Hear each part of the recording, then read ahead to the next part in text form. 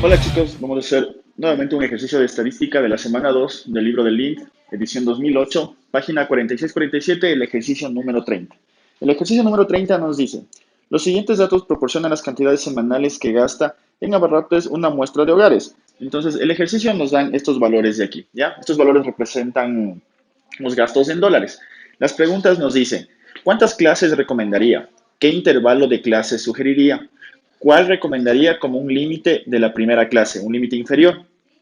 Y D nos dice, organiza los datos en una distribución de frecuencias. Listo, entonces, para la primera parte nos dice cuántas clases recomendaría. Aquí depende del criterio de las personas o un criterio que en realidad debemos tomar en cuenta que tenemos que lograr mirar la distribución de datos que nosotros tenemos.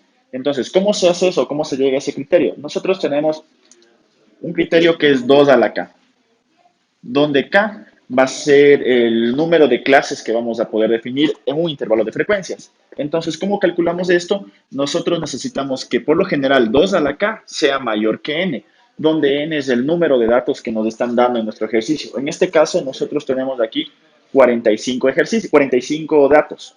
Entonces, 2 a la K debe ser mayor a 45. Haciendo una operación de 45, obtenemos que K debe ser mayor a 5.49 y podemos aproximar a K como 6. Entonces, con K igual a 6, nosotros tendríamos el número de clases que deberíamos recomendar para ese tipo de ejercicios.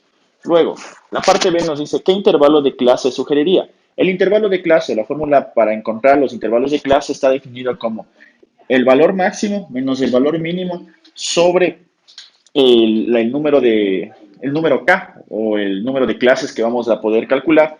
Entonces, nosotros el intervalo de clase vamos a calcular de esta forma, donde el X máximo y el X mínimo debemos encontrarlo de nuestros datos que nos están entregando. La parte C nos dice cuál recomendaría como un límite de la primera clase, un límite inferior. Bueno, los límites nosotros debemos tener en cuenta que deben ser los extremos de los datos que nos están dando. Esta tabla de datos nosotros debemos agrupar de forma ascendente del menor hacia el mayor. Entonces, por lo general, siempre el menor va a ser el límite inferior y siempre el mayor va a ser el límite superior. Por lo tanto, nosotros tenemos que el límite, el mínimo va a ser 41, que está por aquí, y el máximo tendríamos que encontrar cuál de estos valores es el mayor a todos. El mayor a todos es 570. Listo, entonces de esa forma tenemos lo que son los límites. Ok chicos, ahora vamos a resolver el literal D que nos dice, organiza sus datos en una distribución de frecuencias. ¿Cómo vamos a hacer eso? Primero, vamos a ordenar de menor a mayor. Vamos a ver la frecuencia. La frecuencia es el número que se repite, el número de veces que se repite un dato que tenemos. Por ejemplo, tenemos que el valor 279 se repite 3 veces. Para los demás valores se repiten uno. Después vamos a encontrar la frecuencia relativa, que es la frecuencia relativa. Recordemos, se calculaba como el valor del dato sobre el total. Sabemos que el total son 45 datos. También podemos comprobar que está bien, si sumamos todos estos valores nos va a dar 45. De esta forma encontramos la frecuencia relativa. Ahora, vamos a encontrar una distribución de frecuencias, vamos a organizar. Entonces, los literales anteriores nos decían cuántas clases son convenientes para ver los datos que tenemos aquí. Si recordamos, teníamos que K era igual a 6. El valor máximo estaba dado por 570 y el valor mínimo estaba dado por 41. Entonces, ¿cómo calculamos el intervalo? El intervalo se calcula el valor máximo menos el mínimo sobre K. Esto nos da 88, lo que podemos aproximar como 88.16, lo cual podemos aproximar como 88. Luego vamos a construir los intervalos. Tomamos el valor mínimo, que es 41, y le restamos 0.5.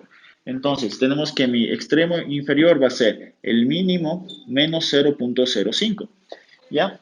Luego, a este extremo le sumamos 88, lo cual nos va a dar 128.